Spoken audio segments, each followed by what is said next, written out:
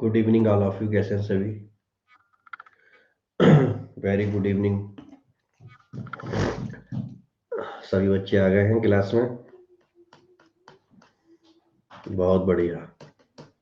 Back to back class है। मजा आ रहा है क्लास करने में। ठीक है।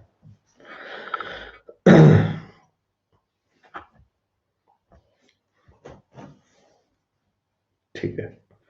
चलो भैया, आज का हम जो है बजट का सेशन करेंगे। आज हम एक बहुत अच्छा आर्टिकल पढ़ेंगे। ठीक है। जो जी नागराजा द्वारा लिखा गया है, बहुत अच्छे इकोनॉमिक्स पे आर्टिकल लिखते हैं। तो उस आर्टिकल को भी समझने की हम कोशिश करेंगे।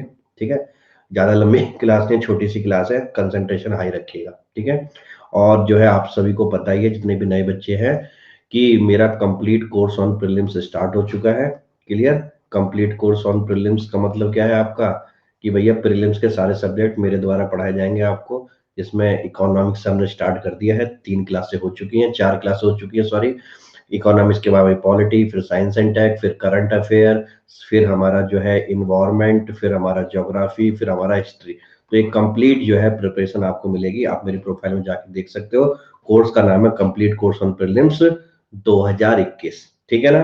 क्लियर। और अगर आपको मेरे से जुड़ना है तो आपको रेफरल कोड क्या अप्लाई करना पड़ेगा, एमकेएस लाइव। अगर आप मेरे से पढ़ना चाहते हो, अगर आप मेरे से नहीं पढ़ना चाहते हो तो और भी बहुत सारे एजुकेटर हैं, आप उनका रेफरल कोड अप्लाई कर सकते हो। क्लियर। चलो भैया। Central university to come up in the Ladakh.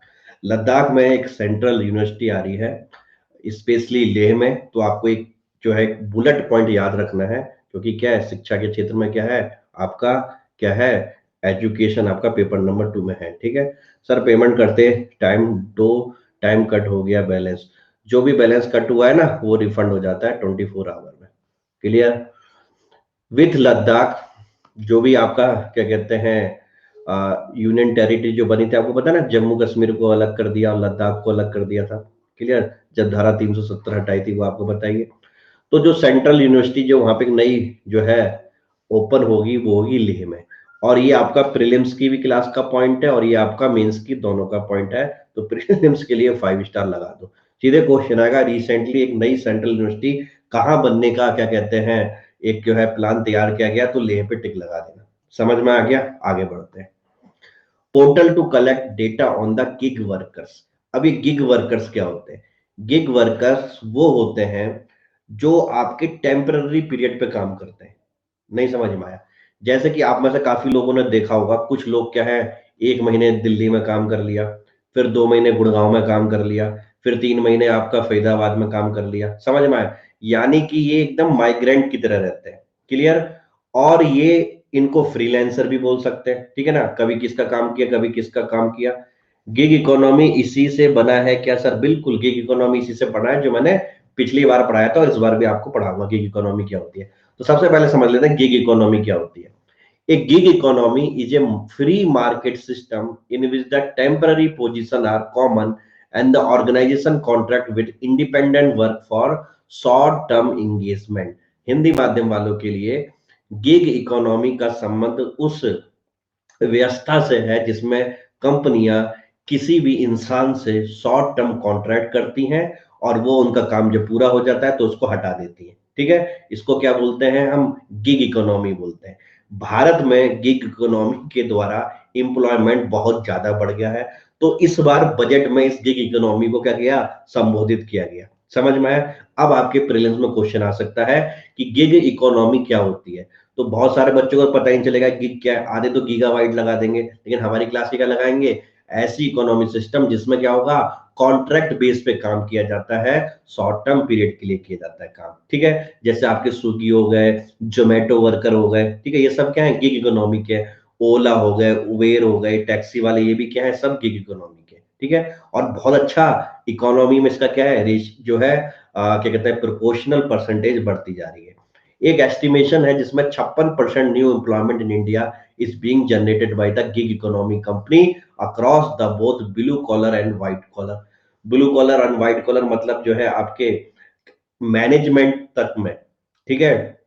56% तक रोजगार किसने दिया है, इस गिग इकोनॉमी में दिया है। और अगर सोचो ये गिग इकोनॉमी इतना ज्यादा रोजगार दे रही है, तो मेरे प्यारे बच्चों, भारत सरकार को इस गिग इकोनॉमी को रेगुलराइज करना चाहिए कि नहीं चाहिए, खुद सोचो।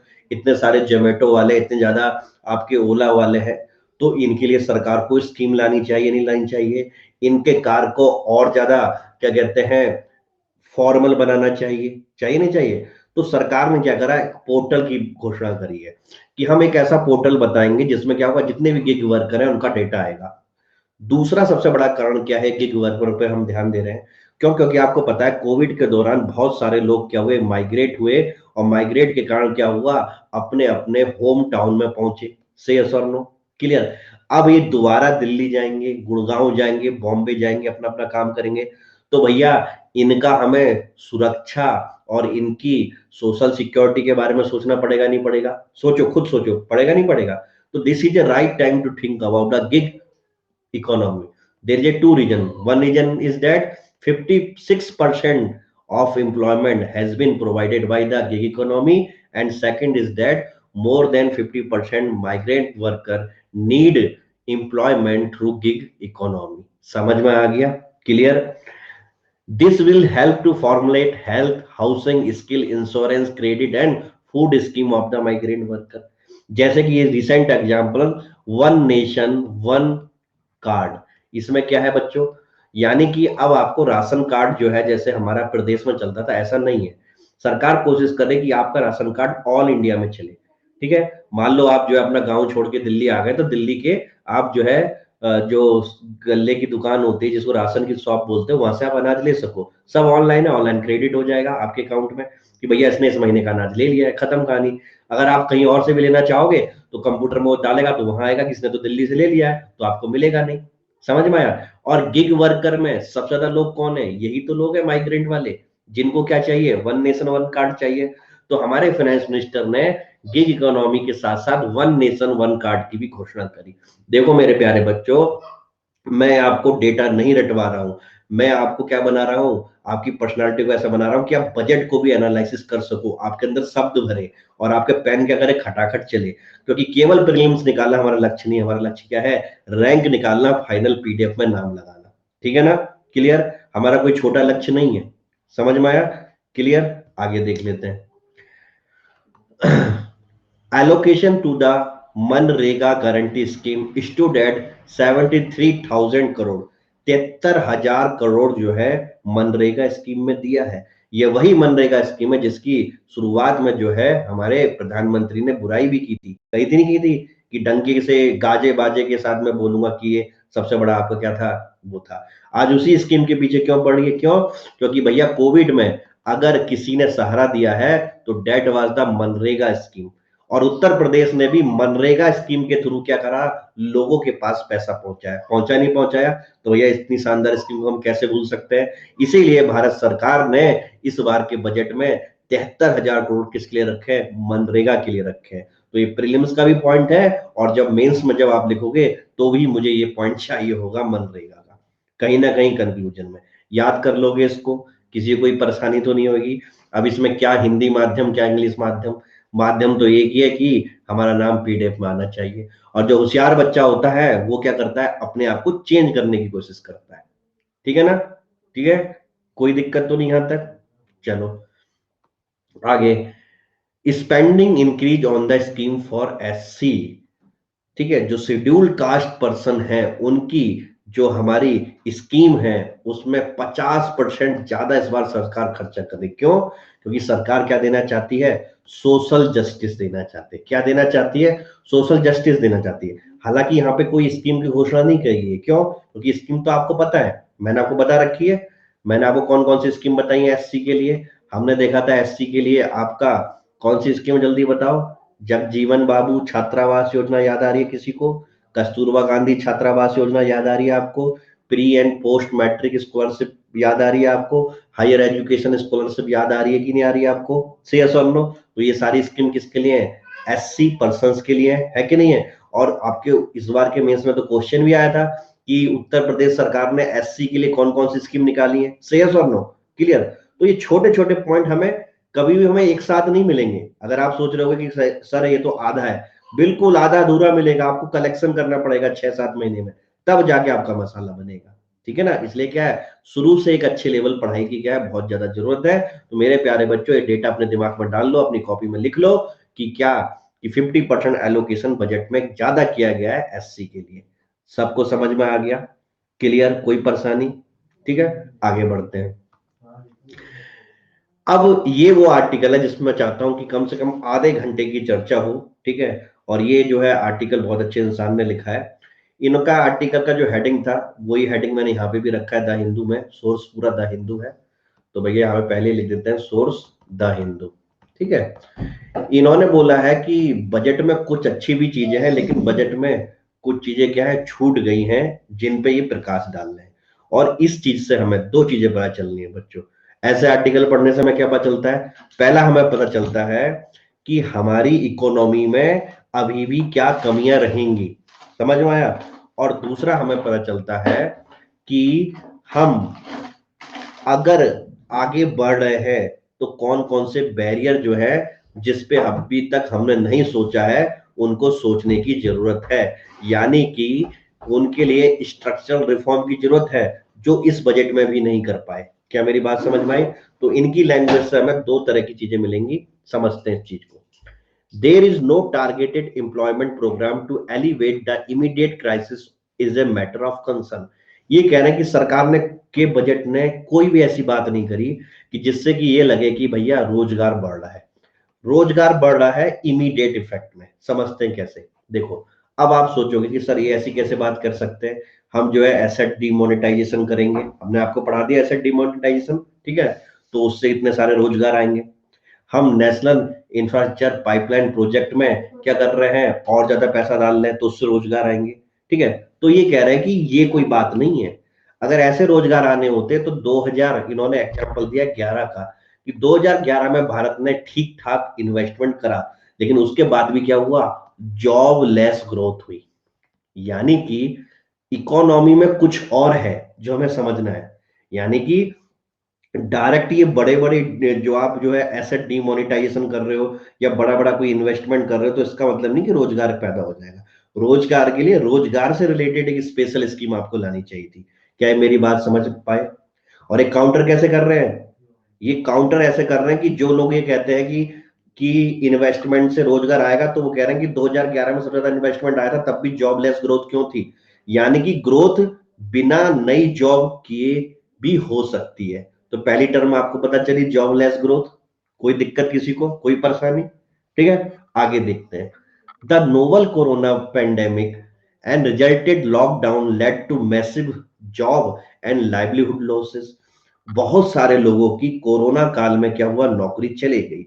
बहुत सारे लोगों की जीविका खत्म हो गई। छोटे मोटे उद्योग धंधे थे वो खत्म हो गए हमेशा के लिए। तो हम कह सकते हैं कि बहुत सारे लोग इस समय बेरोजगार हैं। तो भैया ऐसा बजट जो कोरोना के बाद आया है, तो ये बेरोजगारी को क्यों डील नहीं कर रहा है? समझ में आया? ये कह रहे हैं कि डोमेस्टिक आउटपुट और जीडीपी, डोमेस्टिक आउटपुट भी मैंने पढ़ा रखा है आपको, जीडीपी पढ़ा रखी है, कोई दिक्कत तो नहीं। अब is expected to decline by 7.7% in the current financial year. यानी कि हमारी जीडीपी 7.5% से भी ज्यादा से गिरने वाली है।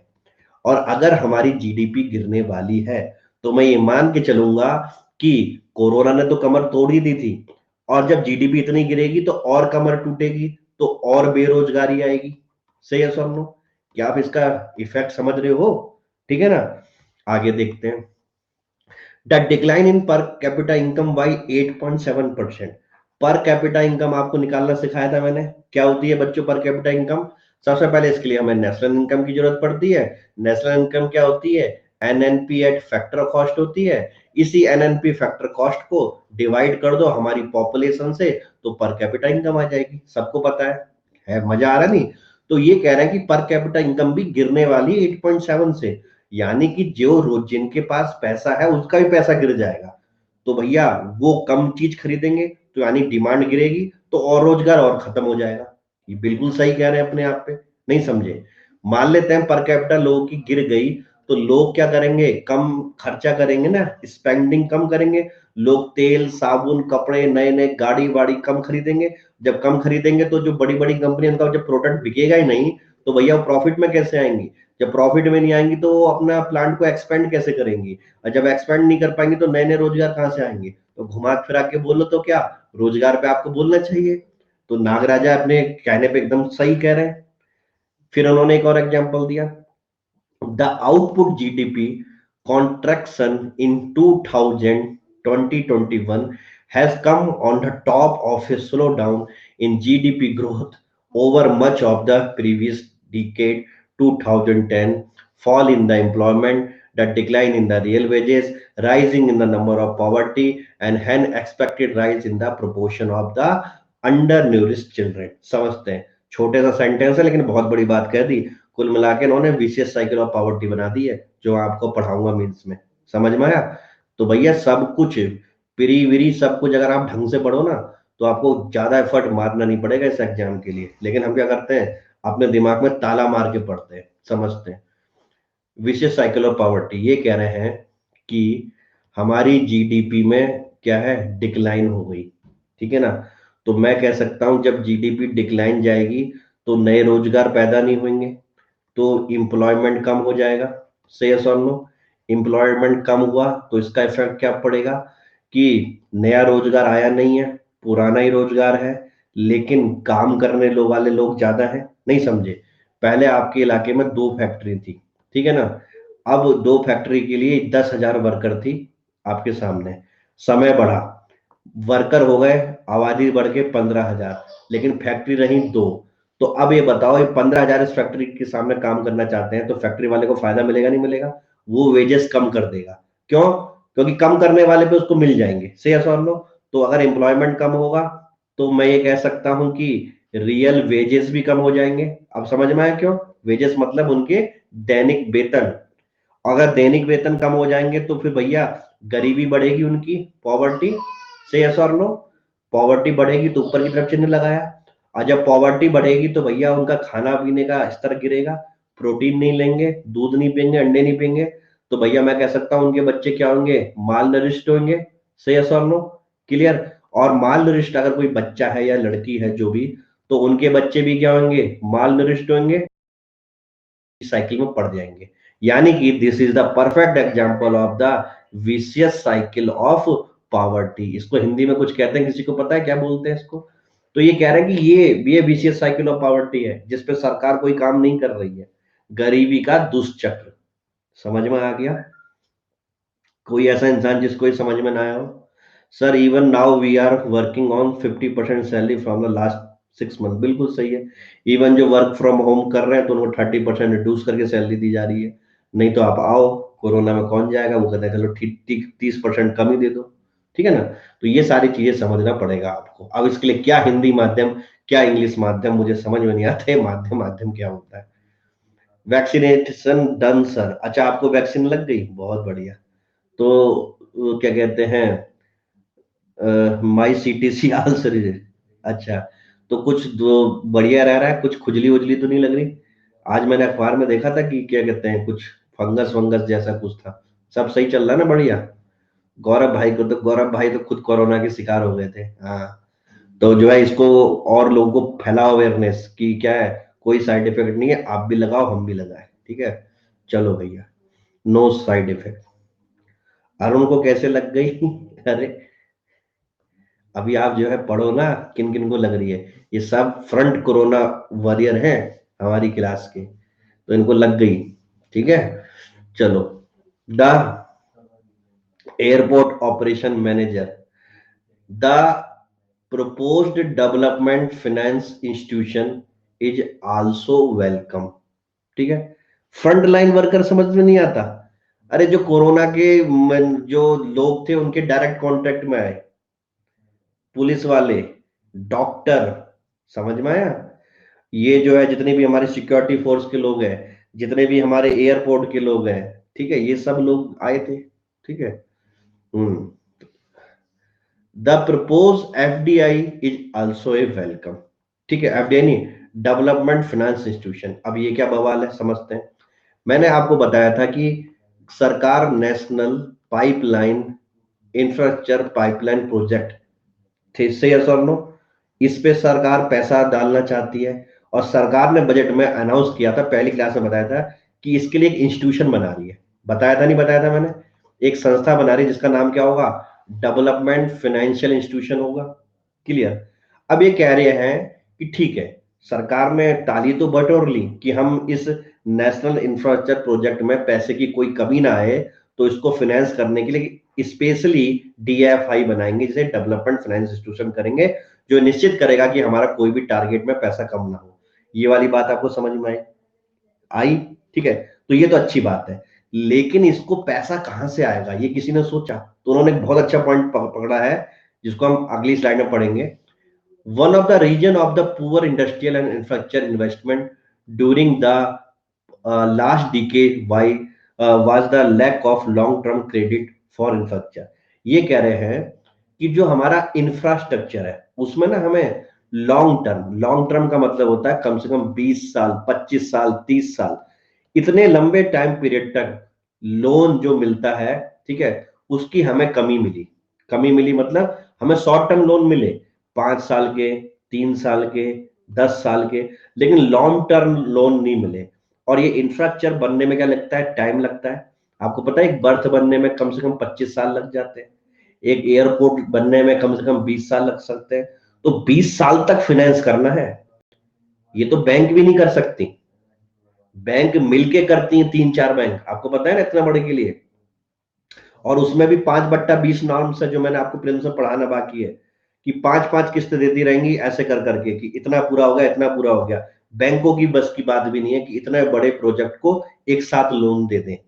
समझ में आया? लेकिन हमें जरूरत है, हमें किसकी जरूरत है? लॉन्ग टर्म क्रेडिट की। तो ये कहां से आएगा?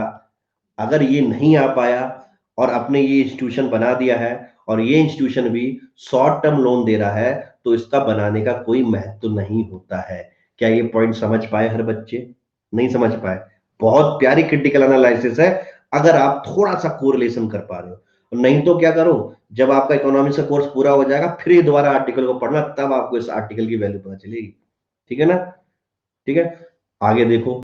कमर्शियल बैंक, जो हमारी जितनी बैंक है, एसबीआई, पीएनबी, ये सारी bank, whose deposit are for short term to medium term find difficult to lend for long term for fear of the maturity mismatch। Bank ज्यादा इंटरेस्ट लेती नहीं है, क्यों? क्योंकि उनको लगता है भैया 25 साल का प्रोजेक्ट है, 20 साल के बीच में रुक गया तो हमारा पैसा तो एनपीए बन जाएगा। शेयर्स और नो, तो इसकी मेच्योरिटी कब होगी, तो इसके लिए तो हम बैठे नहीं रहेंगे, और ऐसा ही होता है। ठीक है, तो बैंक अपना हाथ नहीं जलाएंगी। ये ऑलरेडी हमने पहले वाले क्या कहते हैं, एसेट मोनेटाइजेशन में पढ़ा था नहीं पढ़ा था, कि भैया बैंक अपना हाथ नहीं जलाएंगी, वो ऑलरेडी जला चुकी है। ठीक है ना? क्लियर? शॉर्ट टर्म तो बैंक भी दे देगी, हाँ, शॉर्ट टर्म तो बैंक भी दे देगी। क्लियर? लेकिन कोई भी इतना बड़ा इंफ्रास्ट्रक्चर जो है शॉर्ट टर्म लोन से नहीं बनना है। तो अब क्या करना है? फिर उन्होंने एक और बात पकड़ी, बहुत प्यारी बात पकड़ी है उन्होंने। Moreover, as bank were laden with rising NPA, non performing asset है उनके पास पहले से ही है, पुअर कॉर्पोरेट सेक्टर परफॉर्मेंस, ठीक है, उनके मैनेजमेंट में भी रिफॉर्म करने की जरूरत है। पिछले 10 साल से दो सबसे बड़ी प्रॉब्लम है, their ability to make fresh loan was adversely affected. और इससे जो है कुछ नया लोन वो मार्केट में दें, ये क्या है, बहुत ही असंभव सी चीज है। फर्दर, कंटेम्पररी एक्सपीरियंस, हाल ही का जो हमारा अनुभव है वह यह दिखाता है, सब हिंदी में बोल रहा हूं, ठीक है ना, that most successfully industrialise economy, जो सबसे सफल अर्थव्यवस्था है, वो ज्यादातर पैसा, ठीक है, जो जो डीएफआई का मतलब क्या होता है, यही डेवलपमेंट फाइनेंस इंस्टीट्यूशन जो भारत खोलने की बात कर रही है, उनके पास ऑलरेडी है, लेकिन वो उनको लॉन्ग टर्म क्रेडिट प्रोवाइड करता है। यानी कि शुद्ध हिंदी मीडियम में इसका मतलब यह है कि बैंकों की बस की बात नहीं है लॉन्ग टर्म लोन देना, लेकिन किसकी बस की बात है? डीएफआई की। और डीएफआई क्या है? जो जो हमारे सक्सेसफुल, हमारी क्या है, अर्थव्यवस्था है, जैसे सिंगापुर हो गया, ठीक है, यहां पे क्या था, जो भी इंस्टीट्यूशन थे उन्होंने वहां की अर्थव्यवस्था को दीर्घकालीन लोन प्रोवाइड किया। अब तो समझ में आ गया? क्लियर? ठीक है, अब ये दीर्घकालीन लोन कहां से आएगा? तो निर्मला सीतारमण थी, उन्होंने थोड़ी क्या करी, इस चीज को समझाने की कोशिश करी, लेकिन जिस चीज में उन्होंने समझाया, ये नागराजा साहब ने उसी चीज में उनको क्या कर दिया, फंसा दिया। फंसाए हम। तैयार हो आप? स्टेटमेंट समझो, समझ ध्यान से। निर्मला सीतारमण कह रही हैं कि भैया हम जितनी भी क्या है सक्सेसफुल अर्थव्यवस्था है उनका डीएफआई वाला मॉडल भारत में ला रही है। नागराजा साहब कह रहे हैं कि अगर आप जितनी भी सक्सेसफुल अर्थव्यवस्था है उनका डीएफआई का मॉडल भारत में ला रहे हो, तो उनका डीएफआई तो लॉन्ग टर्म लोन देता था, क्या भारत में भी डीएफआई लॉन्ग टर्म लोन देगा? ये पैसा कहां से आएगा? तो निर्मला सीतारमण बोली अपनी स्पीच के दौरान, उन्होंने कहा कि यह पैसा एफपीआई से आएगा। एफपीआई क्या होता है? Foreign portfolio investment. ठीक है, उन्होंने साफ साफ लिखा है, देखो क्या लिखा है, the finance minister in his speech mention that the propose DFI will be financed by foreign portfolio investment. यानी कि जो ये डेवलपमेंट फाइनेंस इंस्टीट्यूशन है, इसमें हम पैसा कहां से मांगेंगे? पोर्टफोलियो इन्वेस्टर से मांगेंगे। ठीक है, एफपीआई से मांगेंगे। ठीक है, तो ये हमारा एक भवन बन रहा है जिसको हम क्या बोल रहे हैं? Development finance institution. ठीक है, और इसमें पैसा आएगा कहां से? एफपीआई से। अभी एफपीआई लोग कौन होते हैं? जैसे मान लेते हैं हमारे मोहित त्यागी भाई हैं, ये लंदन में रहते हैं, ठीक है, बहुत रिच है। इनको लगा भारत के मार्केट में पैसा लगाना है, तो इन्होंने क्या करा, हमारी डेवलपमेंट फाइनेंस इंस्टीट्यूशन को पैसा दे दिया और ब्याज के सहित वो लेते रहेंगे। लेकिन जितने भी डीएफआई होते हैं ये होते हैं शॉर्ट टर्म। शॉर्ट टर्म का मतलब आज इन्होंने 3 साल के लिए भारत में पैसा लगाया, फिर भाग गए जापान, वहां पैसा लगा दिया, फिर भाग गए सिंगापुर, वहां पैसा लगा दिया।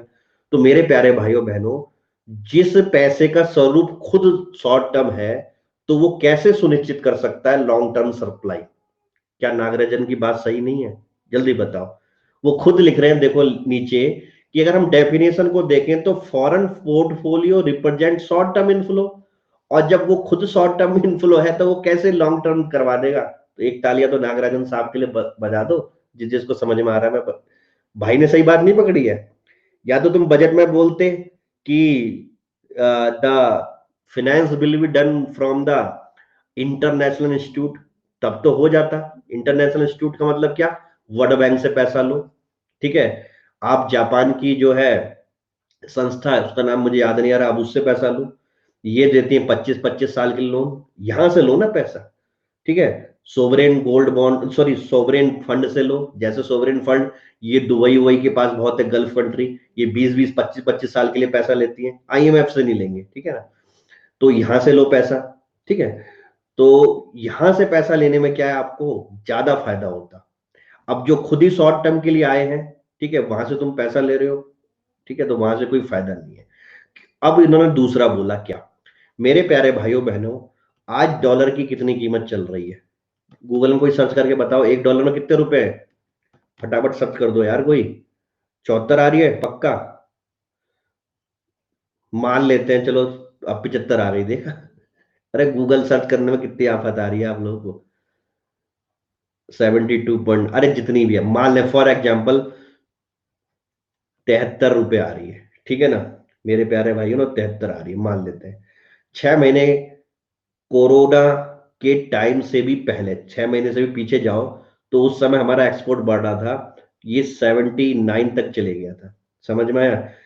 क्लियर? हम कह रहे हैं कि हमारा रुपीज बहुत फ्लक्चुएट होता है कि नहीं होता? चलो ये भी नहीं पता आपको, तो इतना तो पता है कि हमारे रुपीज की एक्सचेंज वैल्यू ऊपर नीचे होती है, हमारा रुपीज स्थिर नहीं है। ठीक है ना, जब हमारा रुपीज खुद स्थिर नहीं है, तो ये कैसे अट्रैक्ट करेगा कि जो लंदन में बैठा हुआ आदमी है उसे भारत में पैसा लगाना है? आज उसने पैसा लगाया, कल को उसका पैसा कम भी हो सकता है, कल को उसका पैसा ज्यादा भी हो सकता है। तो ये रिस्क शो नहीं कर रहा है, और जहां रिस्क शो कर रहा है वहां पे फॉरेन पोर्टफोलियो इन्वेस्टर पैसा लगाएंगे? नहीं लगाएंगे ना। कल को डॉलर फ्लक्चुएट भी हो सकता है, कभी रुपी मजबूत हो सकता है, कभी रुपी कमजोर भी हो सकता है। तो एक्सचेंज रेट का तो रिस्क भारत की इकोनॉमी में बना रहेगा। और हालांकि याद करो, जब मैंने आपको 2 साल पहले बजट, जो मेरा पहला बैच था अनअकैडमी का, उसको जब मैंने बजट बताया था, तो मैंने सोवरेन बॉन्ड के बारे में बताया था, याद आ रहा है, जहां पे हम दुबई वही से पैसा लेंगे 40,000 करोड़ का। तो वहां पे भी हमने यही बोला था कि भैया भारत में अगर कोई पैसा लगाएगा, ठीक है, और विथ इंटरेस्ट पैसा 25 साल के बाद लेके जाएगा, लेकिन जब वो 25 साल के बाद लेके जाएगा, अगर उस समय रुपए कमजोर हुआ, तो वो क्या करेगा, ब्याज से भी ज्यादा पैसा ले जाएगा, यानी कि हमें नुकसान हो जाएगा। नहीं समझे? कौन समझे से कौन नहीं समझा? समझ गए ना? ठीक है। तो यानी कि हम 8% का जो वादा कर रहे हैं, दे जाएंगे हम 12%। क्लियर? तो ये तो क्या हो गया, उल्टा भारत पे बोझ पड़ जाएगा। मैंने आपको सिखाया था ये, इकोनॉमिक्स के प्लस के कोर्स में बने रहना ना, मैं आपको सिखाऊंगा कि कैसे हमारा एक्सचेंज रेट भारत के डेड, भारत की उधारी को क्या करता है, प्रभावित करता है। ठीक है ना? तो जिस कंट्री में अभी भी एक्सचेंज रेट का रिस्क रहेगा, तो वहां पे इन लोगों को हम कैसे बुलाएंगे लॉन्ग टर्म इन्वेस्टमेंट के लिए? तो यहाँ पे हमारे फाइनेंस मिनिस्टर को क्या करना पड़ेगा, सोचना पड़ेगा। ठीक है ना? Hence, there is a need to consider alternative long term source। तो नागराजा साहब सॉल्यूशन भी दे रहे हैं कि बेटा इनको छोड़ो, लॉन्ग टर्म सोर्स के पास जाओ, जैसे कि डोमेस्टिक सोर्स, डोमेस्टिक उधारी लो हम लोगों से, इंटरनेशनल डेवलपमेंट एजेंसी से लो। अब डोमेस्टिक से कैसे लोगे? तो कल परसों के क्लास में मेरे ख्याल से बॉन्ड आ जाएगा, पढ़ाएंगा मैं आपको, ठीक है ना, बॉन्ड और सिक्योरिटी मार्केट पढ़ाऊंगा। तब मैं आपको बताऊंगा कि भैया डोमेस्टिक सोर्स से हम भी क्या करते हैं, 25-25 20-20 साल के लिए बॉन्ड खरीदते हैं। अब हम तो गरीब हैं, तो आपने देखा नहीं होगा, जो अमीर लोग हैं वो भी तो खरीदते हैं, तो वो भी तो पैसा सरकार के पास जाता है, जाता नहीं जाता? तो आप डोमेस्टिक सोर्स से पैसा लो, वहां से पैसा लो, इंटरनेशनल डेवलपमेंट एजेंसी से पैसा लो, ठीक है, ये देंगी आपको लॉन्ग टर्म। ठीक है ना? तो यहां से आपका क्या होगा, काम चलेगा। यावर भाई कह रहे $1 1 रुपए के बराबर था 1947 में, और आज क्या हो गया? तो इनकी बात समझ में आई नागराजा साहब की। फिर नागराजा साहब यहां पे भी नहीं रुके, थोड़ा और आगे बढ़े। वो कहते हैं there is a no mention of the stupendous rise in the economic equality during the last year. गरीब और गरीब होता जा रहा है, अमीर और अमीर होता जा रहा है। समझ में आया? इन दोनों के बीच की खाई बढ़ती जा रही है, और कोरोना के कारण तो और भी ज्यादा हो गई। क्यों? क्योंकि कोरोना के कारण क्या हुआ, जितने भी लोगों की, गरीबों की जॉब गई, लेकिन जितने भी ये है कैपिटलिस्ट है, इनकी वेल्थ बढ़ी, तो इनकी वेल्थ बढ़ी है। तो मैं कह सकता हूं गरीब और गरीब हुआ, अमीर और अमीर हुआ। तो क्या ये टाइम नहीं था कि इन अमीरों पे एक वेल्थ टैक्स लगाया जाए? खुद सोच के बताओ, था कि नहीं था? था कि नहीं था? अंबानी के पैसे बढ़ गए और ज्यादा। क्लियर? तो मैं आपको इकोनॉमी सिखा रहा हूं, मैं आपको पढ़ा नहीं रहा हूं, मैं क्या कर रहा हूं, आपको सिखा रहा हूं। ठीक है ना? While the poor lost their job, गरीबों की नौकरी गई। वरुण भाई आ गए, तबीयत सही है आपकी? And livelihood in 2020, corporate India profit zoom. गरीबों की तो 2020 में जॉब गई, जबकि कॉर्पोरेट इंडिया का प्रॉफिट बढ़ा है इस कोरोना में। क्यों? कितनी भी आईटी इंडस्ट्री देख लो, वर्क फ्रॉम होम चला, चला कि नहीं चला? ऑफिस कॉस्ट कम हुई और प्रॉफिट बढ़ा। ठीक है? आप देख लो केमिकल सेक्टर, प्रॉफिट बढ़ा। मतलब कुछ सेक्टर को छोड़ के देखे तो भैया सबका प्रॉफिट बढ़ा है। ठीक है? और वर्ल्ड के जो टॉप बिलियनियर्स हैं, उनमें 12वें नंबर पे हमारा रिचेस्ट मुकेश अंबानी आता है। अन अकेडमी का भी खूब बड़ा, बिल्कुल सही कह रहे हो। ठीक है ना? तो यानी कि अमीर और अमीर हुए हैं, गरीब गरीब हुए हैं। तो this was the right time, why could not budget consider a special tax on super rich as many countries now voting. इस समय सारी अर्थव्यवस्था ये कर रही है, तो भारत ने क्यों नहीं किया? और क्वेश्चन मार्क लगाए हैं इतने सारा। तो इसका जवाब कौन देगा? जल्दी बताओ, इसका जवाब कौन देगा? कौन देगा? हम सभी लोग देंगे। ठीक है ना? क्लियर? हम सभी देंगे, और क्या करेंगे? ठीक है ना? तो सत्य वचन बोल रहे हैं हम। Clear? Investment in the urban public health infrastructure like sanitation, water supply, sewage are the right direction if implemented in a coordinated manner। और ये कह रहे हैं कि अगर आपको इन्वेस्टमेंट सही में करना है, तो हेल्थ में करो, सैनिटेशन में करो, वाटर सप्लाई में करो, सीवेज में करो, तो क्या हो सकता है, कुछ सुधार हो सकता है। समझ में आ गया? क्लियर? यहां तक कोई ऐसा बच्चा जिसको समझ में ना आ रहा हो? ठीक है, ठीक है, मजा आ रहा है ना? ठीक है, तो हमारी क्लास में कुछ अलग तरह की आपको चीजें मिलेंगी। ठीक है, और अभी तो हमारी 2 ही क्लास हुई हैं बजट की, अभी 3 क्लास आनी और बाकी हैं। और उन 3 क्लासों में हम हर दिग्गज का क्या करेंगे, आर्टिकल पढ़ेंगे और उसकी नजरों में बजट को समझने की कोशिश करेंगे। और ये नजरें हमें मेंस में किसी भी क्वेश्चन को रैंडमली लिखने के में बहुत ज्यादा फायदा करती है। समझ में आया? ठीक है। सर 5 टीयर सफिशिएंट है या घटना चक्र भी लगाना होगा? अरे मेरे भाई 5 टीयर ही नहीं कर पाओगे। ठीक है, उस 5 टीयर में ऑटोमेटिकली सब कुछ है। ठीक है ना, उस 5 टीयर में सब कुछ है, डरने की कोशिश मत करो। ठीक है, ये आया था राहुल भाई 2 तारीख के द हिंदू में। अब उस आर्टिकल को पढ़ने की जरूरत नहीं, मैंने पढ़ा तो दिया, क्यों टाइम वेस्ट करोगे। लास्ट स्लाइड हमारे आज की क्लास की।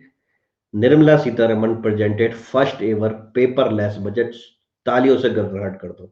वंडरफुल, मतलब ये तो मेरा पढ़ के दिल खुश हो गया कि आप सोचो हम पेपरलेस की बात कब से कर रहे हैं। क्या किसी भी फाइनेंस मिनिस्टर को इसकी बात की सोची है, किसी भी सरकार की सोची? यही सरकार कुछ क्यों कर रही है।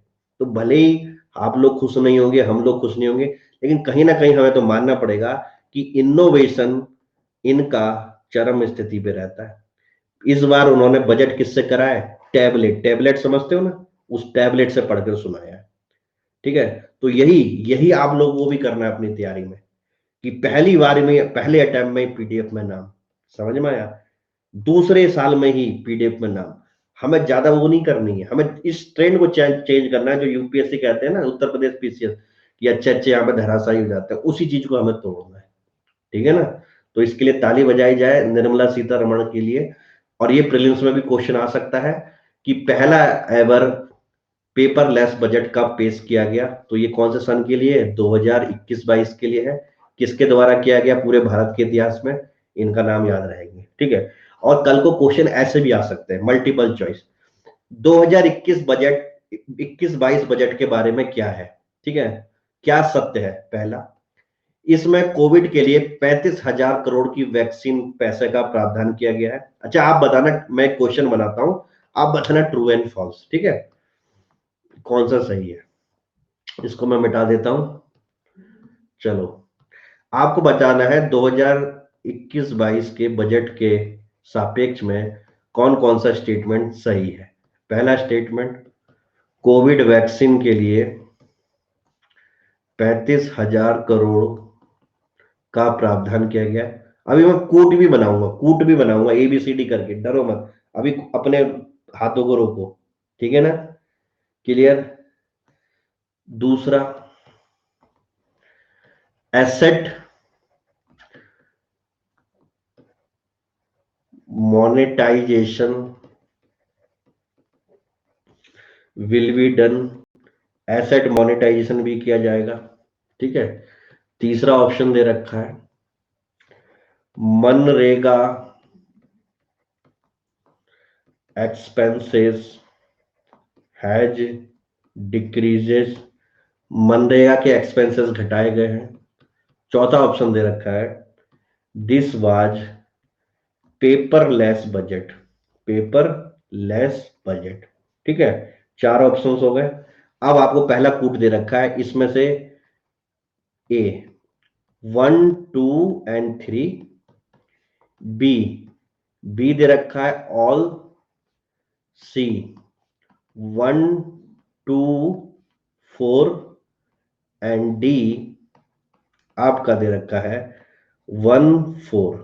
आपको बताना है कौन सा कथन सत्य है। लगाओ भैया एबीसी में। समझ में आ रहा है ना? इस तरह के क्वेश्चन बन सकते हैं। और अभी तो हमारी और भी क्लास बाकी है। ठीक है, तो आज मेरे को एक जरूरी रिपोर्ट सबमिट करनी है, इसलिए मैंने क्लास ज्यादा लंबी नहीं रखी। ठीक है, अब अगर किसी का कोई क्वेश्चन हो तो बता सकते हैं, नहीं तो भैया से टाटा बाय बाय, और बिना कोई टाइम वेस्ट करे अच्छी नींद लो। रात में पढ़ने वाले देर रात तक पढ़ो, और सुबह पढ़ने वाले चुपचाप सो के सुबह जल्दी से पढ़ो। ठीक है, क्या क्वेश्चन है? आंसर चेक नहीं होंगे अभी भी। हाँ, हम स्ट्रेटजी डिस्कस कर रहे हैं। सर बता दें मुझे आर्ट एंड कल्चर क्या करना है, इसको भाई को हमारे क्या लिखा था के बारे में। मैं क्यों बताऊं, वो जो आपका फ्री कोर्सेस लगे हैं मेरे, तो उसमें नितिन सिंघानिया वाला था, वो आपको करना था, वो पूरा हो गया काम आपका तोमर साहब, वो हो गया क्लियर। ठीक है, अब इसके बाद जो भी ऐड होगा वो होगा प्लस की क्लास में, तो डरने की क्या बात है। ठीक है ना, उतना बेसिक हो गया। अब जब मैं प्लस की क्लास में आपको हिस्ट्री पढ़ाऊंगा तो वहां पे वो चीजें नहीं पढ़ाऊंगा, कुछ अलग पढ़ाऊंगा, वो आप उसमें ऐड कर लेना, सिंपल सी बात। सर 5 महीने की स्ट्रेटेजी बता दीजिए। सर जो यूके में हुआ वो हम सीसी के आंसर में भी क्लाइमेट के में लिख सकते, बिल्कुल क्लाइमेट चेंज में लिखोगे, इतनी कंक्रीट बिछा दी है, तापमान बढ़ रहा है, ग्लेशियर फट रहा है, और जो है स्नो फॉलिंग भी कम हुई, क्योंकि स्नो फॉलिंग जब होती है तो ग्लेशियर और ज्यादा मजबूत होता है। पिछले 3 सालों में कम हुई तो ग्लेशियर क्या हो गया, दरारें पड़ने लग गई। ठीक है सर, टीयर 1 में हिस्ट्री एंड बायोलॉजी है, बाकी कहाँ से करें। ये कौन सा टीयर 1 है, हिस्ट्री और बायोलॉजी, मुझे समझ में नहीं आ रहा। अच्छा ये उसका क्या कर रहे हैं, बाकी नहीं करना, आप समझ ही नहीं पा रहे। आप देखो, बाकी क्यों कर रहे हो मुझे समझ में नहीं आ रहा। अरे बाकी के लिए मैं जिंदा हूं ना प्लस कोर्स में, ठीक है ना।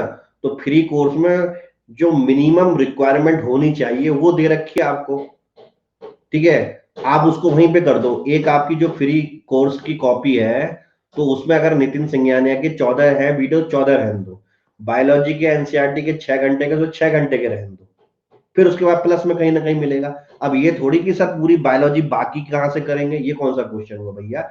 बाकी के लिए तो प्लस का कोर्स ले रखा है ना आपने, तो बाकी तो प्लस में होगा। हर कंपार्टमेंट में पूरी चीज थोड़ी मिलेगी भैया, 5 कंपार्टमेंट मैंने आपकी तैयारी के बता दिए। ये कंपार्टमेंट पूरा हुआ तो चिल्लाओ मत कि इसमें सर बाकी कहाँ से होगा। अरे बाकी के लिए फिर ये वाला कंपार्टमेंट जुड़ेगा, फिर ये वाला कंपार्टमेंट जुड़ेगा, और जब ये 5 कंपार्टमेंट मिल जाएंगे पूरे हो गए यूपीपीसीएस की तैयारी।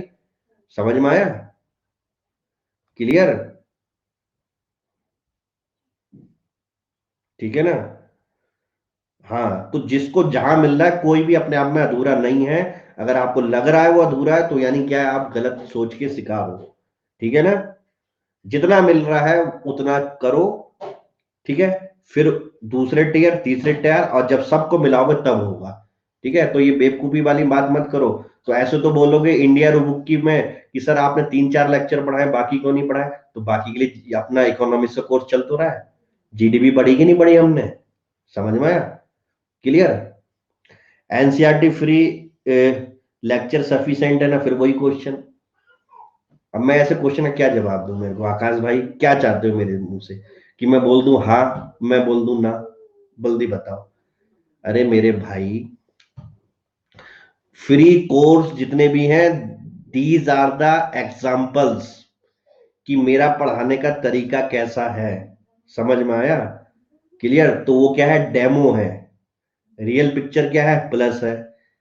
ठीक है, लेकिन जो मैंने डेमो में बनाया है वो रियल प्लस में बनाऊं पढ़ाऊंगा नहीं। तो कुछ चीजें जो है, फ्री वाले बच्चे जो होते हैं बहुत ज्यादा, जो कहते हैं हमारे पास 6300 रुपये नहीं है, तो मैंने उनके लिए वहां पे कोर्स बना दिया कि 6300 नहीं है तो कम से कम एनसीईआरटी का कोर्स कर लो वहां से। ठीक है ना। अब सारी एनसीईआरटी को उतने में तो किया नहीं जा सकता ना, तो वो कहाँ पे कवर होंगी, प्लस में कवर होंगी। ठीक है, अब कुछ बच्चे बोलते हैं सर हमारे पास पैसा नहीं है, तो मैंने बजट फ्री कर दिया। अब ये फ्री क्लास में हो रहा है कि नहीं, special economic survey free class में हो रहा है कि नहीं हो रहा, एआरसी भी फ्री में होगा होगा।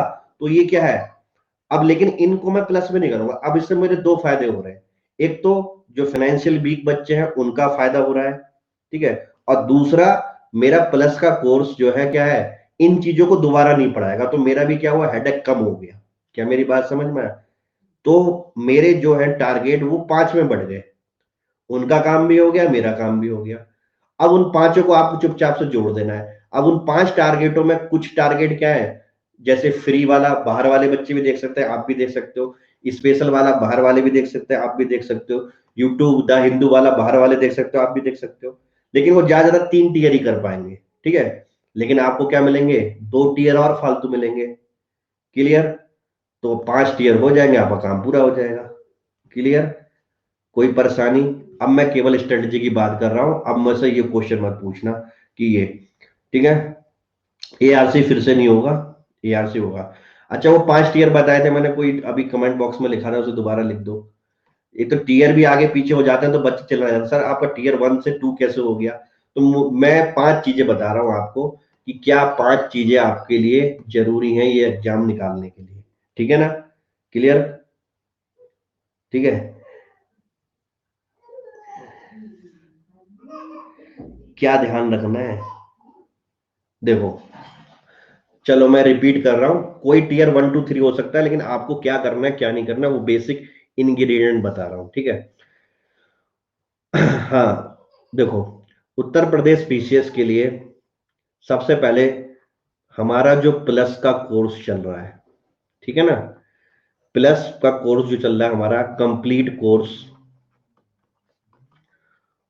ऑन प्रीलिम्स 2021, ये प्लस, प्लस में हमारे और भी कोर्स आएंगे, वो आपको अपनी मेरी प्रोफाइल पे चेक करना है, ठीक है? इसके बाद लगता है प्रीलिम बूस्टर, हर साल लगता है, ठीक है? तो ये मेरे एक्सक्लूसिव कोर्स हैं जो आपको करने हैं। अब क्या होगा, जैसे कि आप प्लस में देखोगे अप्रैल में मेरा करंट अफेयर का भी लगा हुआ है 1 महीने का, तो बाय डिफॉल्ट प्लस कोर्स में काउंट हो गया है, ठीक है ना? अब मान लेते हैं करंट अफेयर अगर आप वहां से कर रहे हो तो और अच्छी बात है। क्लियर? अब जैसे मान लो बीच में कुछ बैच कोर्स आएंगे, ध्यान से समझना, इस चीज को आप समझ नहीं पाते। बैच कोर्स में मतलब 4 5 एजुकेटर जहां मिलके पढ़ाएंगे। अब मान लो बैच कोर्स में मैंने पढ़ाया, वहां पे मुझे हिस्ट्री मिल गई फॉर एग्जांपल, तो वो हिस्ट्री वाला कोर्स मेरी प्रोफाइल में भी करेगा रिफ्लेक्ट, लेकिन वो कंप्लीट कोर्स में ऑलरेडी भी है। अगर किसी बच्चे का कंप्लीट कोर्स में हिस्ट्री हो गया है तो अब उसको जरूरत नहीं है कि उस बैच कोर्स में हिस्ट्री पढ़ने की। हाँ, अगर इसमें कुछ हिस्ट्री छूट गया है, अगर बैच कोर्स में मिल रहा है तो आप वहां पे आ जाओ। समझ में आया? या अगर आपका पूरा हो गया है तो रिवीजन के लिए आ जाओ। तो ऐसी 2 3 कोर्स मुझे और मिलेंगे, लेकिन वो बैच कोर्स में मिलेंगे। वो कुछ भी हो सकता है, पॉलिटी हो सकता है, ज्योग्राफी हो सकता है, साइंस एंड टेक हो सकता है। क्या मेरी बात समझ में है? यानी कि आपके पास दो दो मौके होंगे मेरे से पढ़ने के। आप कंप्लीट कोर्स में तो सारी चीजें पढ़ोगे ही पढ़ोगे, और बैच कोर्स में मुझे जो भी मिलता है ये मुझे भी नहीं पता कौन सा मिलेगा, आप उसमें भी पढ़ सकते हो। तो दिस बिकम सोने पे सुहागा। समझ में आया? अब इसमें कुछ बच्चे होंगे कि सर हमने कंप्लीट कोर्स फिल्म 2021 कर रखा है, बैच कोर्स में अब यार ये आपकी हेडेक है। अगर आपको लगता है कोई चीज आपकी कमजोर हुई है एक बार में, तो दूसरी बार में समझने में आ जाओ। समझ में आया? अगर आपको लगता है कि ये नहीं, तो ये तो खुद ही आप बैलेंस करोगे, ठीक है ना? लेकिन मेरा जो 2 बैच हैं जिनको बिल्कुल नहीं छोड़ना है, dead would be complete course on prelims 21 and prelim booster. ठीक है? ठीक है? और जहां जहां मैं आऊं वहां वहां आपको आ सकते हो, नहीं भी आ सकते हो, कोई दिक्कत नहीं। केवल अभी मैं प्रीलिम्स की बात कर रहा हूं, ठीक है? अब मेरा दूसरा प्रकट होता हूं मैं स्पेशल क्लास में। स्पेशल क्लास जो अभी आप कर रहे हो, अब स्पेशल क्लास में जितनी भी मेरी क्लासें आएंगी, ठीक है, जो भी आपने एडमिशन ले रखा है, 3 फरवरी से हमारा बैच स्टार्ट हो गया, ठीक है?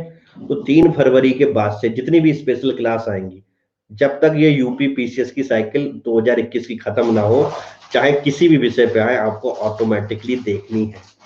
अब उसमें कुछ बच्चे बोलेंगे, जैसे मान लो मैंने कोई एक स्पेशल क्लास लगाई जीडीपी की, सर जीडीपी तो हमने यहाँ पढ़ लिया तो यहाँ क्यों आए? अब भाई ये आपकी हेडेक है। क्यों? मेरे को उन बच्चों को भी पढ़ाना है जो फाइनेंशियल वीक है, ठीक है ना? क्लियर? अभी फिलहाल इस स्पेशल क्लास में बजट और इकोनॉमिक सर्वे लगा हुआ है फिलहाल, ठीक है? ये हो गया एक, 2 टारगेट। अब तीसरा टारगेट आपको कहां से मिलेगा? तीसरा टारगेट मिलेगा मेरी द हिंदू क्लास से। कहां से मिलेगा? द हिंदू की क्लास। ये कब आएंगी, कहाँ आएंगी, अभी क्या है, रहस्य है, लेकिन बहुत जल्दी पर्दाफाश हो जाएगा। अन अकेडमी का चैनल है, ठीक है, जिसका नाम है UP PSC warrior. Mind it, ये मेरा चैनल नहीं है, कोई सोचे कि अपना चैनल प्रमोट कर रहा है, या अन अकेडमी का ही है, ठीक है ना? आप इसको सब्सक्राइब कर लो, उसमें द हिंदू की लेक्चर आने की अभी तक पूरी क्या है, संभावना है। ठीक है ना? क्लियर? ठीक है? अब ये हो गया तीसरी चीज। चौथी चीज क्या है? Free course. फ्री कोर्स में 3 चीजें ऑलरेडी लगी हुई हैं, इंडिया बुक, ठीक है, नितिन सिंघानिया की कल्चर की समरी, और एनसीईआरटी की। ठीक है? हाँ, ये यूट्यूब है, ये यूट्यूब चैनल है, यूपी पीसीएस वॉरियर, ठीक है, और एनसीईआरटी की समरी, ये हो गई 4। अब बचता है पांचवा। पांचवा कौन सा था बच्चों, जल्दी बताओ। मैं खुद भूल जाता हूँ कभी, इतनी बार जो है ये करते हैं। हिंदू हो गया, एनसीईआरटी हो गया, स्पेशल हो गई, आर्ट एंड कल्चर हो गई, और कौन सा रह गया, बिग पिक्चर, राज्यसभा, बीपी, ठीक है। पांचवा हमारा रहेगा दी बिग पिक्चर। ये क्या है बिग पिक्चर? ये राज्यसभा चैनल जो है उसमें जो है डिस्कशन होता है, उसको हम क्या करते हैं, बच्चों को काम देते हैं और उसको ऑनलाइन चेक करते हैं, ठीक है। तो ये 5 चीजें हैं। अब इसमें इमीडिएटली आपको कौन सी करनी चाहिए, ठीक है। तो उसके लिए मैं लेता हूं काला पेन इमीडिएटली, क्योंकि जो अभी एडमिशन लिए हैं अब उतनी सारी चीजें नहीं कर सकते। तो इमीडिएटली यूट्यूब पर सर बता दीजिएगा, ठीक है। इमीडिएटली करनी है आपको ये कंप्लीट कोर्स ऑन प्रीलिम्स, जो 7 बजे रोज होता है।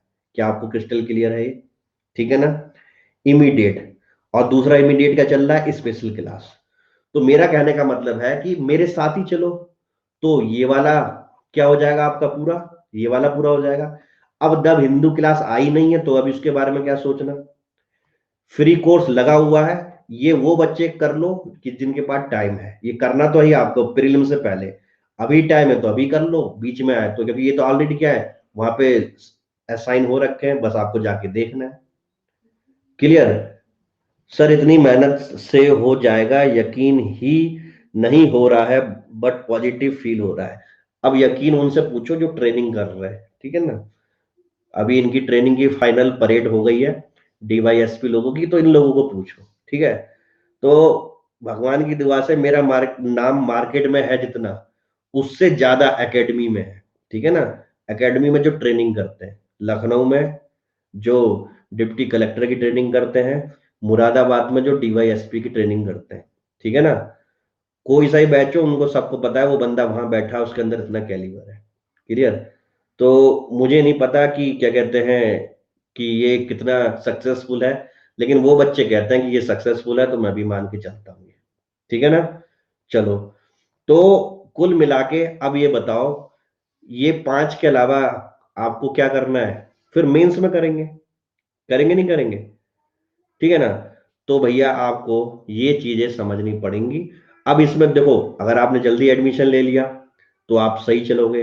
अब कुछ बच्चे स्पेशल क्लास में जो अभी तक एडमिशन नहीं ले रहे, फिर वो लेट आएंगे, तो फिर ये बर्डन बन जाएगा, ठीक है। और जब बर्डन बन जाएगा तो फिर क्या होगा, उस साल बहुत खिचपिच हो जाएगी। इसीलिए मैं कहता हूं जितनी जल्दी जुड़ना चाहो उतनी जल्दी क्या कर सकते हो, जुड़ सकते हो, ठीक है ना। और इन्हीं चीजों को मैंने 2019 वालों को भी पढ़ाया, इन्हीं चीजों को 2020 वालों को भी पढ़ाया, और 2021 वालों को भी पढ़ा रहा हूँ, विथ कंसिस्टेंट 3 साल, ठीक है, बिना किसी किसके एक्सक्यूजेस के। इसीलिए मैं एक ही कोर्स लाता हूं, मैं कहता हूं उससे चिपक जाओ। समझ में आ गया आप लोगों को किसको क्या करना है, ठीक है। ये हो गई नए बच्चों की स्ट्रेटेजी। प्लस कोर्स में आपके 4 लेक्चर छूट गए, फटाफट उनको देखो। स्पेशल क्लास में मेरे ख्याल से कितनी क्लास छूटी होंगी स्पेशल क्लास में, 2 ही क्लास छूटी होंगी बजट की, क्यों? स्पेशल में तो 2 ही छुट्टी हैं बजट की, बस। तो अभी तो आपके हाथ में है सब कुछ। 2 बजट की छुट्टी है आपकी स्पेशल क्लास, 4 लेक्चर प्लस के छूटे हैं, लगे रहो, कोई दिक्कत की बात ही नहीं है। तो ये 5 चीजें हैं जो प्रीलिम्स के लिए हाईली इंपॉर्टेंट है मेरी नजरों में, ठीक है। अब इसके अंदर घटना चक्र भी समाहित है, इसके अंदर घटना चक्र के एमसीक्यू भी समाहित है, इसके अंदर एनसीईआरटी भी समाहित है, सारी चीज समाहित है। कोई सी ऐसी चीज जो आपको लगती है एग्जाम के लिए इंपॉर्टेंट है, मुझे बताओ, मैं बताऊंगा किसमें समाहित है।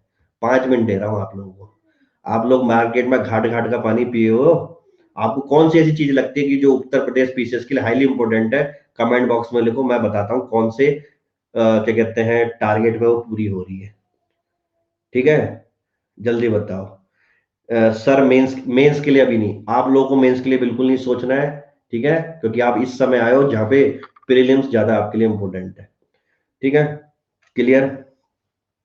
हिंदी, हिंदी मतलब सी सेट का पेपर ना, सी सेट वाली हिंदी बोल रहे हो ना, ठीक है। तो सी सेट वाली जो हिंदी है, वो सेकंड हाफ वाला पेपर है, 33% उसमें पासिंग मार्क्स चाहिए। उसके लिए मैं कुछ स्पेशल क्लास लूंगा, आराम से पास हो जाओगे, ठीक है ना। तो अभी आपको मेंस के बारे में नहीं सोचना है। क्लियर? भैया इसमें सब कुछ सम्मिलित है, मैं बता रहा हूँ, और ये इतने समय खत्म हो जाएगा, इसके लिए कुछ बड़ी चीज नहीं है, कोई किताब की जरूरत नहीं। 2 किताबें खरीदवाऊंगा बस, एक लक्ष्मीकांत इंडियन पॉलिटी की, और मॉडर्न हिस्ट्री की स्पेक्ट्रम, दोनों हिंदी और इंग्लिश मीडियम में आती हैं, समझ में आ गया? ठीक है सर। ज्योग्राफी के लिए एनसीईआरटी कौन सी पढ़नी चाहिए? 11th 12th। माई कमेंट सर, हिंदू की क्लासेस पुरानी वाली क्लास, स्पेशल क्लास की अब नहीं देखनी है, ठीक है, अब नहीं देखनी है सब। कोई दिक्कत किसी को? एमसीक्यू की प्रैक्टिस, जो हमारा प्रीलिम बूस्टर बैच है ये स्पेशली एमसीक्यू के लिए बना होता है, ठीक है अविनाश भाई। ये जो प्रीलिम बूस्टर बैच है ना, ये चलता है 40 दिन, और इस 40 दिन के बाद अंदर क्या होता है ना, जो हमने कंप्लीट कोर्स में पढ़ा है सब कुछ, यहाँ पर धड़ाधड़ धड़ाधड़ एमसीक्यू एमसीक्यू की बारिश होगी आपके ऊपर, और वहां पे क्या हो जाएगा, सबका जो है ना आईना, वो प्रीलिम बूस्टर में दिख जाता है मेरे को। अभी आप जितने भी लोग कह रहे हैं ना सर ये हो ये नहीं हो, मैं कहता हूँ आप इस कोर्स को अच्छी तरह से करो। प्रीलिम बूस्टर में आपके एमसीक्यू गलत नहीं होने चाहिए, और उल्टा ही होता है। प्रीलिम बूस्टर में इतने ज्यादा एमसीक्यू गलत होते हैं आपके, कि आप क्या हो जाते हैं, डिस्करेज हो जाते हो, और फिर से क्या करते हो, कंप्लीट कोर्स को रिवाइज करने लग जाते हो। यही होता है कि नहीं होता है पुराने बच्चे? बताओ कि जब मैं अपना बूस्टर चला रहा हूँ तो पुराने बच्चे क्या करेंगे, एमसीक्यू गलत करेंगे और कॉन्सेप्ट को समझने के लिए फिर से भागेंगे। तो मेरे प्यारे बच्चों, हर 7 दिन में रिवाइज करने का नियम डालो ना, कि प्रीलिम बूस्टर का मतलब यह है कि जिस दिन प्रीलिम बूस्टर स्टार्ट हो रहा है उस दिन आपका पूरा प्रीलिम्स पे कमांड होनी चाहिए, और रैंडम क्वेश्चन आएंगे आपको सॉल्व करने पड़ेंगे, और वो सारे क्वेश्चन 10 ईयर के होंगे 90%। ठीक है, तभी तो भैया हमारा 135 का टारगेट बनेगा। तो आप जो सोच रहे हो ऑलरेडी इसमें निहित है। और बताओ? अच्छा, टेस्ट सीरीज से आपने की एक चीज याद करा दी, बहुत बढ़िया। चलो भैया एक चीज आपको एक घोषणा करते हैं, ध्यान से सुनना घोषणा को, ठीक है, और हो सके तो ताली भी बजा देना। 2019 में, 2020 में और 2021 में 129 question out of 150, 130 question out of 150, और 21 का पता नहीं। इस शानदार सफलता की पीडीएफ तक जमा कर रखी है हमने, और इस शानदार सफलता से एक नई चीज आई है, जो मेरे क्या है, कंधों पे आई है, ठीक है ना। यानी कि हर संडे को आपकी टेस्ट हुआ करेंगे, किसके? जीएस के, ठीक है, और इसको केवल और केवल मैं लीड करूंगा, ठीक है। ये मेरे नाम पे टेस्ट सीरीज लॉन्च की जा रही है, ये सारा हमारा पास्ट रिकॉर्ड देख के, ठीक है ना। आप इससे मेरी एक्यूरेसी समझ सकते हो कि केवल एक पर्सनल एजुकेटर के नाम पे अगर कोई टेस्ट सीरीज लॉन्च हो रही है, तो सोच लो कि क्या उसका नाम होगा। समझ में आया? और इसमें जो टेस्ट होंगे, जितने भी क्वेश्चन होंगे, ये मेरे द्वारा क्या किए जाएंगे, बनाए जाएंगे। तो इसमें प्रतिभाग लेना आपके लिए क्या है, अनिवार्य है। क्योंकि हर बार टेस्ट सीरीज में मेरे अंदर एक ठेस रह जाती थी कि यार ये क्वेश्चन उस लेवल के नहीं है, कहता था नहीं कहता था मैं, ठीक है। तो ये इस बार जो है ये मेरे नाम पे हो रही है, आप इसमें देख लेना क्वेश्चन को, आपको क्या हो जाएगा, बहुत फायदा हो जाएगा। क्लियर? ठीक है ना। तो ये मुझे याद आ गया, ये जो है आपको बहुत दिनों, कुछ दिनों में आपको टाइम टेबल आ जाएगा, किस दिन कौन सा टेस्ट पड़ रहा है, और आप काम करें। तो यानी कि हम बूस्टर में तो करेंगे करेंगे एमसीक्यू, और इधर भी एमसीक्यू करेंगे, ठीक है। मैं तो चाह रहा हूँ मेंस की टेस्ट सीरीज भी हमारे पास आ जाए। मेंस का हमारा जो आंकड़ा है ना, वो किसी के पास आंकड़ा नहीं है। 20 में से 19 क्वेश्चन पेपर 1, 20 में से 18 क्वेश्चन पेपर 2, 20 में से 19 क्वेश्चन पेपर 3, कोई लाके दिखा दे भैया, लगातार बैक टू बैक, 2018 में और 2019 के मेंस में, एकदम एग्जैक्ट डिक्टू क्वेश्चन, ठीक है। तो अभी तो प्रीलिम्स का हमें काम मिला है, तो हम इसे करेंगे अच्छी तरीके से, ठीक है। और कोई दिक्कत? अब भैया आपका काम है लोगों को जोड़ने का, एमकेएस लाइव रेफरल कोड से। फोर्थ लास्ट कमेंट देख लीजिएगा मेरा, क्लास बंद होती कमेंट बंद हो जाते हैं भाई, मैं कहां से देखूंगा, अभी देख लेता हूँ। लेकिन आपके लिए नहीं, क्या नहीं है मेरे लिए, बहुत बड़ी बात है ये तो सर, मेरे लिए नहीं, ये आपके लिए है, ठीक है ना। मैं तो ऑलरेडी इस कैटेगरी को हेड कर रहा हूँ पिछले 1 साल से, लेकिन आप लोगों के लिए अच्छी है। सर एक बात पूछनी थी कि प्रीलिम्स शायद समय से हो जाएगा, तो समय कम लग रहा है पिछले प्रीलिम्स के कंपैरिजन में। बिल्कुल सही, इस बार प्रीलिम्स टाइम पे होना है, यही तो मैं बताता हूँ आपको। ये साइकिल धड़ाधड़ खत्म होनी है 21 22 23 की, और इस साइकिल में जिसका सिलेक्शन हो गया बढ़िया रहेगा, आगे साइकिल कब आएगी कब नहीं आएगी किसी को नहीं पता, ठीक है। तभी तो मैं कहता हूँ 24 महीने का सब्सक्रिप्शन लो, आप ईमानदारी से पढ़ो।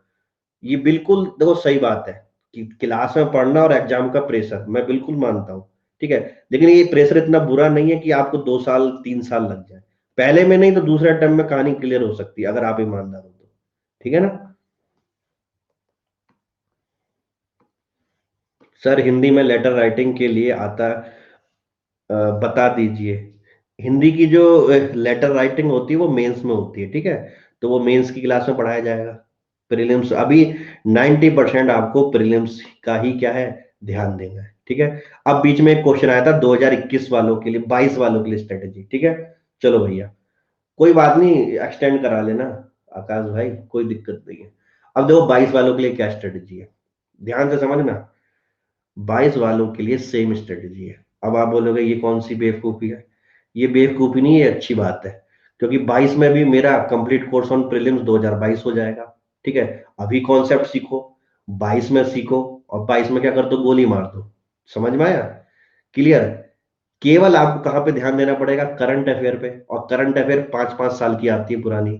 तो इधर की भी करंट करंट अफेयर सीखो, तब की भी। स्पेशल क्लास में अभी जो बजट है ये आपका 22 में भी काम आएगा, इकोनॉमिक सर्वे 5 साल पुराना काम आता है तो ये भी काम आएगा, ठीक है। हिंदू के आर्टिकल 5 साल पुराने दिमाग में रहने चाहिए, वो भी काम आएगा। फ्री कोर्स तो ये 2019 से ऐसा अटका पड़ा है तो ये भी सेम ही रहेगा। तो मेरे ख्याल से 22 वालों को भी बिना कुछ टाइम बर्बाद करे अपने 21 वाले साथियों के संग टाइम से जोड़ना चाहिए और मेहनत करनी चाहिए उन्हीं के बराबर, ठीक है ना। आप तो 22 की बात कर रहे हैं, हमारे पास 23 का बच्चा बैठा है और उसकी आंसर राइटिंग दिखाऊंगा तो आप बोलोगे बवाल है लड़का, क्या लड़का है, टॉपर के लेवल की आंसर राइटिंग करता है, करता नहीं करता। मैं किसकी बात कर रहा हूँ लोग समझ रहे होंगे। 23 में लिखना है उसको, और अभी से इतना खतरनाक लगता है वो, ठीक है। तो ये सब चीजों को, हाँ समझ गए, ये सब चीजों को समझा करो, ठीक है। और क्या करा करो, क्या करा करो, जो जितनी जल्दी जाओगे उतनी जल्दी सवेरा, ठीक है। तो मैं जा सकता हूँ, सबको स्ट्रेटेजी समझ में आ गई, क्लियर। 21 वालों को, 22 वालों को, मेहनत करोगे तो सब कुछ होगा। और देखो, कोई बेवकूफ इंसान नहीं होता। अगर मैं आपको कह रहा हूँ नदी में कूद जाओ तो नहीं कूदोगे, अरे भैया आपको फायदा मिलेगा तो आप भी तो चुपचाप एमसीक्यू करा करोगे, ये हर बच्चा करता है। और जब आपके एमसीक्यू निकले करेंगे तो यानी मैंने सही पढ़ाया है। जब एमसीक्यू नहीं निकले करेंगे तो आप समझ जाएंगे कि ये बकवास पढ़ा रहा है, ठीक है ना। तो आप लोगों के अंदर भी तो दिमाग है, ठीक है। जो ये सब चीजें करोगे तो अपना भी दिल में खुशी आएगी। सर मैं यूपीएससी के लिए आपको ही फॉलो कर रही हूँ, विद करंट अफेयर फोकस, ठीक है। Okay, good night.